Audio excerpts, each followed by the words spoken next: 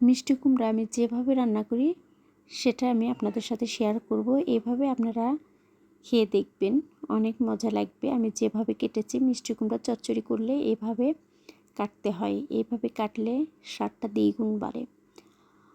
মিষ্টি কুমড়াটা কেটে ভালো করে ধুয়ে নিয়েছি। তারপরে পেঁয়াজ কুচি, কাঁচামরিচ ফালি করে দিয়েছি, আদা বাটা, রসুন বাটা, জিরা বাটা, ধনে গুঁড়া, হলুদ, লবণ, সরিষার তেল এগুলো পরিমাপ মতো দিয়ে ভালো করে মেখে নিব। ভালোভাবে মেখে নেওয়ার পরে তারপর চিংড়ি মাছ, ছোট চিংড়ি মাছ আর কাচকি মাছটা দিয়ে আলতোভাবে ভালো করে মেখে নিব। তারপরে পানি দিব, সব কিছু পরিমাপ মতো দিতে হবে। পানিটা দিয়ে ভালো করে হাতটা ওখানে ভালো করে পরিপাটি করে দিয়ে ঢাকনা দিয়ে ঢেকে দিব।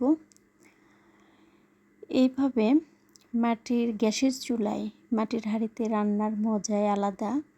আমার তো রান্না করতে ভীষণ ভালো লাগে মাটির হাঁড়িতে। তারপরে এই তো বলক উঠেছে, ঢাকনাটা তুলে আমি ধনেপাতা দিয়ে দিলাম। তারপরে আবার ঢাকনাটা ঢেকে দিব। এই তো ফাইনাল আমার রান্নাটা হয়ে গেছে। এই তো এখন পরিবেশনের পালা, বাটিতে তুলতেছি। দেখুন, একটা মিষ্টি কুমড়ার স্লাইস ভেঙে যায়নি। রান্নাটা অনেক মজা হয়েছিল।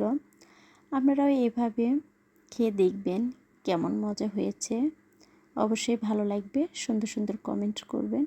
সবাই ভালো থাকবেন, সুস্থ থাকবেন। আল্লাহ হাফেজ।